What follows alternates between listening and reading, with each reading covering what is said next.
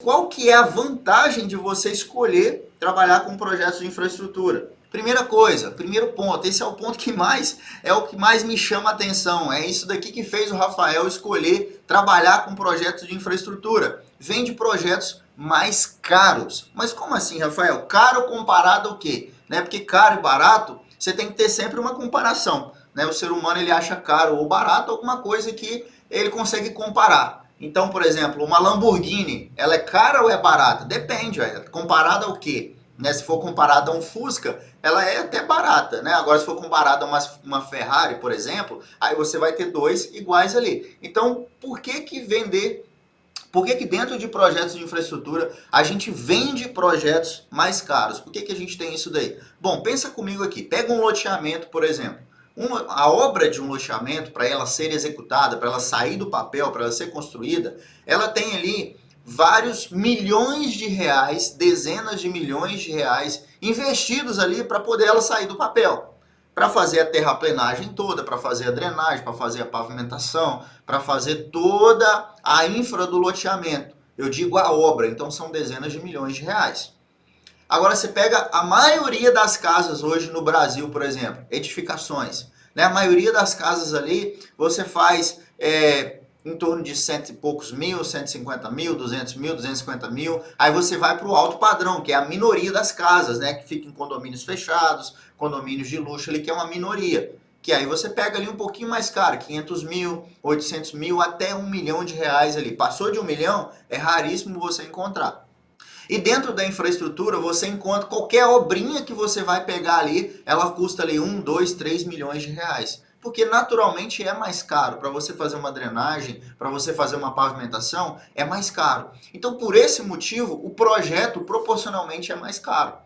Então, não tem como eu considerar, por exemplo, vou fazer um loteamento. O loteamento vai custar 10 milhões de reais para sair do papel, 8 milhões de reais, 15 milhões de reais. Proporcionalmente, o projeto ele segue isso também. Eu não vou vender um projeto de um loteamento por 5, 10 mil reais. Entendeu? É 40, 50, é 100 mil reais um único projeto de um loteamento, por exemplo. Vou fazer uma rodovia. A rodovia vai custar 40, 50, 100 milhões de reais. Um único projeto, você tem ali 50 mil reais, 200 mil reais, 300 mil reais, a depender do tamanho do empreendimento. Então, por isso que naturalmente, com projetos de infraestrutura, você vende o projeto mais caro. Tá? É difícil, assim, a não ser que você estiver cobrando muito errado, cara. Se você estiver trabalhando muito errado, precificando muito errado o seu trabalho. Mas dificilmente você vai ver projetos de infraestrutura de 2 mil reais, 1.500 reais, 3 mil reais. A maioria dos projetos de infraestrutura, né, por menores que sejam ali, você vai ter 10, 15, 20, 30, 40, 50 mil reais. Porque o porte da obra é muito maior. Envolve muito mais dinheiro. Consequentemente, o projeto também vai ser um pouco mais caro. Com isso, você tem a oportunidade aí de faturar um pouco mais trabalhando nessa área. Então, esse é um dos motivos, né, uma das vantagens de você ser um projetista na área de infraestrutura. Outra vantagem, cara, essa daqui me salvou durante muitos anos, até hoje, inclusive, né? Possibilidade de você trabalhar de casa. O que é isso? Quando você trabalha com projetos de infraestrutura, é você que vai até o seu cliente e não o cliente que vem até você. Você não precisa ter um escritório, por exemplo, para receber, nossa, eu vou ter que ter aqui um cafezinho, né, bonitinho ali e tal, para o meu cliente, degustar um cafezinho quando ele chegar, né, eu vou ter que ter uma sala bonitona para fazer reunião, né, uma TV, então eu vou ter que fazer um investimento alto para poder começar. Na verdade, não. Você tem a possibilidade de você trabalhar de casa. Isso é maravilhoso, porque pensa comigo, montar um escritório não é nada barato. Né? E a vantagem que você tem com projetos de infraestrutura é você poder trabalhar dentro de casa, começar trabalhando dentro de casa. E Rafael, mas se eu quiser depois crescer a minha equipe? Aí beleza, aí você já vai estar com grana no bolso, você faz o que você quiser. Mas para você trabalhar com projetos de infraestrutura, para você começar, você pode começar trabalhando dentro de casa. Né? E durante a pandemia, cara, todo mundo teve que ir para casa. Imagina aquelas pessoas que ficaram sem trabalho durante a pandemia. E a gente não está excluído, né, de não está isento de ter outra pandemia. Entende? Então você tem a possibilidade de trabalhar de casa. Isso daqui é indiscutível de tão bom que é. tá? Outro ponto positivo, outra vantagem que você tem trabalhando com projetos de infraestrutura, possibilidade de atender clientes na sua região e no Brasil todo. Beleza, você pode começar captando os clientes ali próximos a você, trabalhando nas empresas próximo a você ali, porém, você tem que saber o seguinte, que você tem possibilidade de você atender clientes no Brasil todo. Hoje aqui no escritório, né, a gente atende clientes aí do Brasil todo. A gente não precisa ter essa preocupação, nossa, na minha região não tem cliente. Meu amigo, a sua região é o Brasil, é o mundo. Entendeu? A sua região, para trabalhar com projetos de infraestrutura, é o Brasil inteiro. É o Brasil inteiro, porque não tem fronteira. Você não precisa ir lá, não é igual obra, né? Que você tem que estar lá todo dia, você tem que ir lá na obra, bater o seu ponto lá, bater o seu cartão. Não, você pode trabalhar de qualquer cidade que você tiver no país, você pode fornecer serviço, né? Você pode trabalhar, fazer os seus projetos de dentro da sua casa ali, atendendo o Brasil todo. E isso é uma maravilha também, tá? Que você não fica restrito. Ah, eu moro em cidade pequena. Não importa. Ah, eu moro numa região que, na minha concepção, tem pouca oportunidade. Você mora no Brasil, amigo. Talvez você não sabe ainda, né, as possibilidades de você captar clientes no Brasil todo. Inclusive, eu já dei uma aula aqui, né, explicando os 7 passos, né, indispensáveis aí para você captar clientes aí, tá? Lotar a sua agenda, beleza? Então, tem uma aula só disso daqui. Então, possibilidade de você atender todas as regiões do Brasil e quiçá do mundo, né? Se você quiser expandir ainda mais, mas só o Brasil, cara, com essa dimensão continental, com esse tanto de problema para resolver, você pode fazer projeto pro Brasil todo, tá? Menos concorrência do que edificações. O que eu quero dizer com isso daqui, galera? Quando você vai fazer uma faculdade de engenharia civil, que foi o meu caso, que pode ser o caso de algum de vocês aí, mas eu não estou falando aqui que é só engenheiro que trabalha com projetos de infraestrutura, não. Muito pelo contrário, tá? Muito pelo contrário. Grande parte dos projetistas não tem formação em engenharia. Eles sabem desenvolver projetos de infraestrutura. Pronto. É isso que o mercado precisa. O que eu quero dizer aqui é o seguinte, quando você faz uma faculdade, quando você vai num curso aí de engenharia, toda a base, né, teórica lá, tudo que eles te ensinam durante a faculdade é o quê? É você fazer projeto de casa, é você fazer projeto estrutural, fazer projeto hidráulico, né? Fazer ali projeto arquitetônico.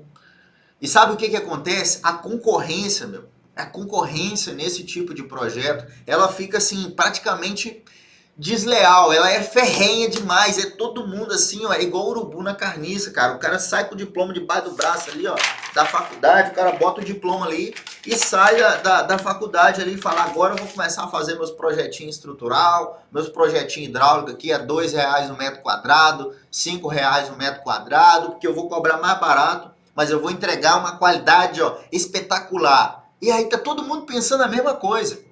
Tá todo mundo pensando a mesma coisa. Vai nas faculdades aí, eu te desafio, né, a olhar para os seus colegas e pensar o seguinte, cara, tá todo mundo olhando para edificações. É uma concorrência ferrenha. É uma concorrência ferrenha. A faculdade, né, as faculdades do Brasil hoje despeja um monte de engenheiro hoje formado no Brasil e a maioria deles vão trabalhar, né, querem trabalhar com edificações. E a gente ainda tem o técnico em edificações, por exemplo, né, que também só quer trabalhar com edificações, podendo trabalhar em outras áreas, como projetos de infraestrutura, por exemplo. Conheço excelentes, tá, técnicos em edificações que trabalham com projetos de infraestrutura. Temos centenas de alunos hoje que são técnicos em edificações e que trabalham com projetos de infraestrutura, porque também enxergaram essa possibilidade aqui, ó, menos concorrência do que edificações. É só você olhar para os números. Na sua sala de aula, quantos alunos, quantos colegas seus, quando você estava estudando lá, estava fazendo, né, estava olhando pelo menos para essa área que a gente está falando aqui hoje, da infraestrutura, por exemplo. A maioria deles estava olhando lá para fazer projeto de edificação, projeto de casa. Aí não tem como, a concorrência é alta mesmo. Né, uma oferta muito grande profissional, né, para o mesmo tamanho de demanda ali. Beleza? Aí acaba que o preço vai lá embaixo. Aí dentro da área da infraestrutura você tem uma menor concorrência. São poucas pessoas qualificadas. Né? São pouquíssimas pessoas qualificadas. Beleza?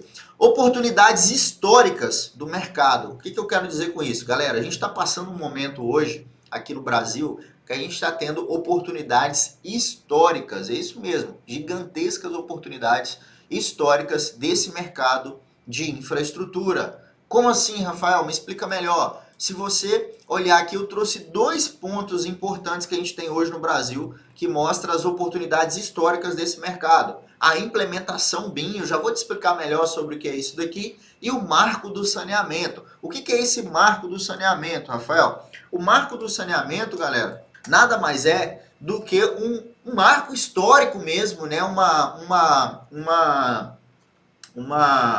Um ponto, né, marcado na nossa história, que significa investimentos gigantescos, né, investimentos aí extraordinários dentro da área do saneamento, esgoto, abastecimento de água e tudo mais. Por que isso? O Brasil hoje, grande parte da população não tem esgoto e não tem água tratada em casa, velho. É isso mesmo, tá? Se você tem aí, ó, água chegando na sua casa, água limpinha aí para você pegar na torneira lá, e esgoto, né, tratado, bonitinho lá, é porque você está ali num grupo privilegiado de pessoas. Nós estamos num grupo privilegiado. Mas grande parte da população não tem. Aí o que aconteceu? O Brasil, o governo, né, enfim, as entidades aí governamentais falaram o seguinte, olha, chega, né, chega, a gente tem que fazer essa coisa funcionar. Nós temos que dar água tratada para o povo, que é um direito do povo, né, e nós temos também que tratar o esgoto. Por quê? Porque quando você faz isso, você diminui doença, tem toda uma série de coisas lá, né, por trás aí do saneamento, mas enfim,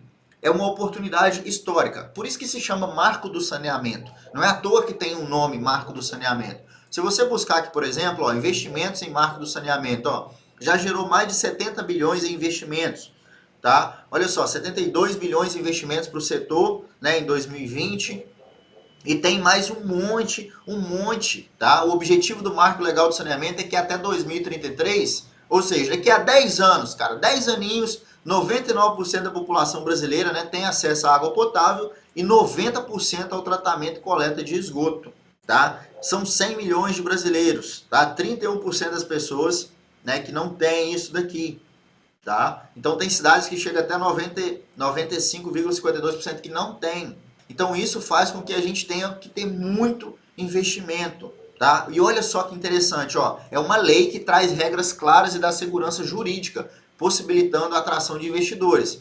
Precisamos cerca de 500 bilhões a 700 bilhões em 10 anos, 2033, para universalizar o serviço. Olha só, é muita grana, maluco, é muita grana. E sabe quem faz os projetos para poder chegar a água tratada, chegar o esgoto lá naquela casa? É você, projetista de infraestrutura. Então, como o próprio nome diz, é um marco histórico. Tá? Então, uma das vantagens de você se tornar projetista de infraestrutura hoje é você fazer parte desse marco histórico, que é esse investimento gigantesco que a gente já está tendo e ainda vai continuar por muitos anos. Tá? E temos também a implementação BIM. O que é implementação BIM? O BIM é uma nova metodologia para você poder trabalhar com projetos de infraestrutura. Tá? É uma nova forma de projetar. Antigamente, né, os projetos eram feitos no papel, né? Você riscava lá, fazia o projeto no papel. Depois, os projetos passaram a ser feitos nas plataformas CAD, né? Então, ia lá, desenhava os projetos, tudo manualmente. E hoje não, hoje a gente trabalha com a plataforma BIM, a metodologia BIM. E essa metodologia BIM, pessoal, ela é obrigatória hoje. Então, se você vier hoje, se buscar decreto BIM no Google, se você buscar lei sobre BIM, né, você vai ver que tem vários decretos, como esse daqui, por exemplo, obrigando, né, o uso do BIM, ou seja, regulamentando esse uso do BIM, ó, Building Information Modeling, ou modelagem da informação da construção. O que esses decretos, né, todas essas leis, todas essas normativas fazem? Eles falam o seguinte, olha, o Brasil vai ter que mudar a forma de projetar, vai ter que mudar a forma de desenvolver os projetos, não dá mais para ser desenvolvido em AutoCAD. E isso não começou agora não, isso começou há muitos anos atrás, só que agora virou regra, antes era uma opção, agora não, agora é regra. Então os projetos têm que ser entregues em plataforma BIM. E sabe o que? E por que isso é uma oportunidade? Porque toda mudança gera uma oportunidade. Toda mudança gera uma oportunidade. Anota isso daí. Toda mudança de mercado gera uma oportunidade. Mas como assim? Quando você faz, por exemplo, uma mudança dessa, isso gera uma necessidade, uma demanda gigantesca de profissionais que conhecem o BIM, que sabem desenvolver projetos aplicando essa metodologia. Agora eu te pergunto, quantos profissionais que você conhece, colegas de profissão, né, enfim, pessoas do seu networking, né, ou colegas de sala de aula, que você conhece que atendem essa metodologia, que sabem desenvolver projetos aplicando essa metodologia, que conhecem os programas que aplicam essa metodologia. Quantos profissionais você conhece? Pouquíssimos, não é mesmo? Pouquíssimos.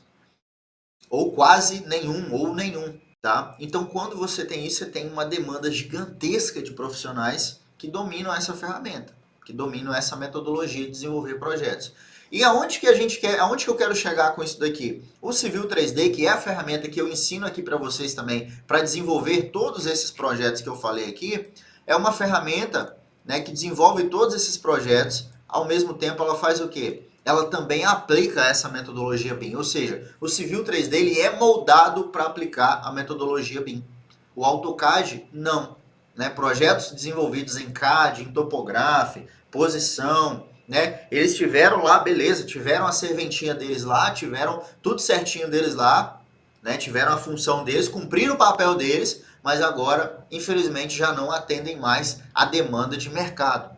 Tá? Não atendem mais a demanda de mercado. Pronto, acabou. Então isso gera oportunidade. Quem estiver qualificado simplesmente está empregado, porque você tem uma exigência. Você precisa de um profissional para cumprir aquela exigência. Sabe o que as empresas estão fazendo? Estão buscando assim, ó, pegando a laço os profissionais para poderem desenvolver esses projetos em plataforma BIM, para desenvolver esses projetos aplicando essa metodologia.